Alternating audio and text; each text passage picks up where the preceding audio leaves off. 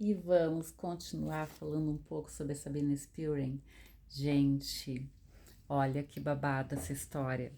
Ontem eu comentei para vocês, mas vou comentar de novo aqui, que no livro 1 a gente fica sabendo bastante da história da Sabina. A gente fica sabendo que a Sabina foi uma pessoa que foi internada, tá? Na adolescência dela, ela foi internada num hospital em Zurique, se não me engano, e quem era o analista? O analista, o psicanalista que atendeu ela, era o Jung. E ela foi o primeiro caso de psicanálise que o Jung atendeu dentro do hospital. 9 meses depois, ela estava curada com a psicanálise. Mas é claro que lá dentro daquele lugar, em alguns momentos, ela foi tratada como qualquer outra pessoa era tratada na época, que hoje a gente consideraria, né, tortura. É sobre isso. Era assim que as pessoas eram tratadas. Naquela época, tudo era muito novo em relação à psique, em relação à descoberta de como é que funcionava a psique, em relação ao nosso inconsciente, por exemplo. Não se sabia que tinha inconsciente, foi uma das teorias que teve que ser provada e comprovada e reprovada e aprovada, né, pelo Freud e pelos demais pesquisadores, mas o que importa ali é que a Sabina conseguiu se curar. Houve uma questão de transferência ali, com Jung, e eles tiveram um romance. Jung era casado, Sabina era 500 mil anos mais nova, tiveram um romance, ela se apaixonou e enfim, a coisa não tinha como dar certo e não deu certo. Jung, né, teve a interferência ali do Freud, teve uma discussão muito forte ali e tal, e um dos motivos parece que fez com que o Jung e o Freud rompessem não foi só uma questão de concordar ou não com algumas coisas que o Jung pensava, não era sobre isso só, foi sobre a Sabina. Jung estava revoltado, né? E Freud estava irado com Jung porque ele estava tendo um caso com a Sabina, que era uma paciente dele. Bom, a Sabina, quando sai do hospital, ela vai, gente, olha só, para a faculdade de medicina. Essa mulher é muito poderosa. Se forma como médica e volta para esse mesmo hospital para trabalhar como médica.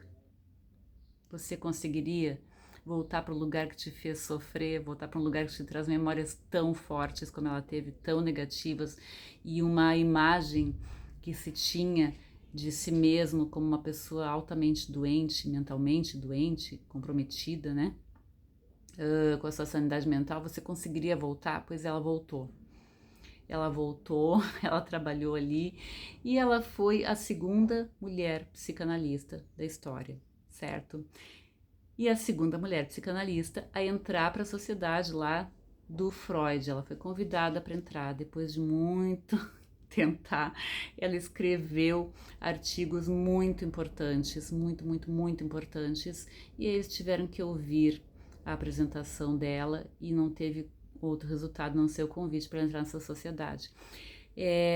Ela ficou um tempo, né, por essas localidades ali, pela Suíça, pela Alemanha, e depois ela foi para a terra natal dela, para a cidade, né, para a localidade, na verdade, para o país onde ela nasceu, que foi na Rússia. Não sei agora o nome do local, sempre me dá um branco o nome desse local, gente, não sei porquê. Chegando lá, ela chegou como ela era uma grande psicanalista, foi uma grande psicanalista, e lá tinha um lugar chamado Casa Branca, e ela era a pessoa que gestava esse lugar, onde ela tratava crianças e também era um lugar de aprendizado, enfim.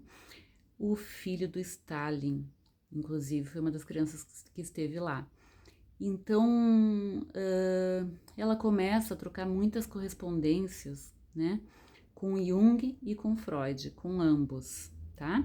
E nessas correspondências, gente, agora aí no livro 2, no livro 1 e no livro 2 da Sabina, a gente percebe que essas correspondências fizeram com que Sabina, foi comprovado que Sabina antecipou a pulsão de morte, que é uma teoria muito importante do Freud, mas o mais grave, Sabina antecipou, ou seja, ela é a autora do inconsciente coletivo. Não é o Jung. É sobre isso, gente. Sabine Spiering, a quem tentaram sepultar toda a história e toda a importância, cujos colegas tratavam como se fosse uma esquizofrênica, entendeu? Era simplesmente um gênio. Como poderia ela ser incapaz e ter apresentado 2 textos fantásticos, como conta no livro 2, volume 2, escritos pela Renata Uder, que foi maravilhosa, fazendo uma pesquisa eu diria que de renascimento da memória e da autoria e da importância da Sabine Spiering na psicanálise. Ela escreveu um texto que foi gigantesco com 23 anos de idade. A menina era um gênio. E com 25 ela escreveu outro texto que era gigantesco. E ali no livro 2 traz muito, gente, de quem quer entender como é que era a visão da Sabina em questão de como é que ela aplicava a psicanálise, como é que era o tratamento da criança e coisa e tal. Fala assim de muitas questões, como a amamentação, por que era importante, quais eram as raízes e as bases arquetípicas consolidadas ali para a criança. Então são 2 livros que são livros técnicos, são livros que todo terapeuta que trabalha ou na parte da psicanálise ou com Jung deveriam ler. A Sabine Spiering deveria estar ali como uma leitura quase que obrigatória, sabe? É tipo assim, o médico é obrigado a estudar anatomia. O terapeuta que quer conhecer um pouco da mente humana e quer conhecer algo que seja extraordinário, sobretudo se for um psicanalista, teria a obrigação de ler essas obras da Renata Uder, porque as obras da Sabina, gente, tem uma obra que eu não tive a ousadia ainda de começar a ler, que é dela mesma e que está traduzida pela própria Renata Uder, mas depois as outras são em outras línguas. E aí teria que traduzir, e são línguas que eu não domino. Mas eu chego lá. E a Sabina, para aquela mulher que se sente muito estranha, porque gosta de fazer 1000 coisas ao mesmo tempo, sabe? Ela fazia muitas coisas. Ela era musicista, ela tocava alguns instrumentos, ela cantava, ela era boa na questão do ensino, da linguagem, ela era médica, era cirurgiã e era psicanalista. Então, assim, ela gostava de fazer muitas coisas e ela transitava, ela às vezes ficava confusa com o que ela queria fazer da vida e ela ficava transitando entre uma coisa e outra, sobretudo quando esteve na Rússia, no período que ela foi para a Rússia. Ela era judia, ela foi perseguida pelo Stalin, por causa da psicanálise, e depois foi perseguida também por ser judia. Tinha 2 filhas, constituiu família, né, na Rússia, embora morasse sempre meio que longe daquele marido, mas enfim.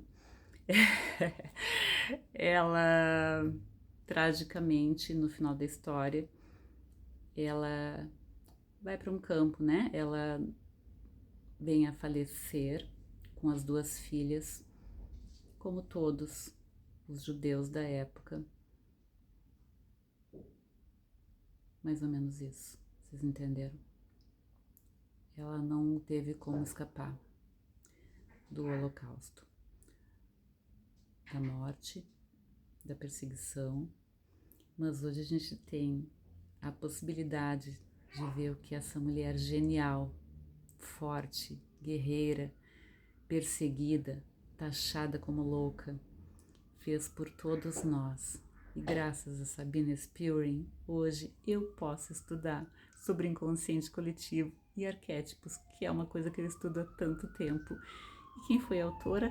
Sabine Spiering, no final das contas, não Jung.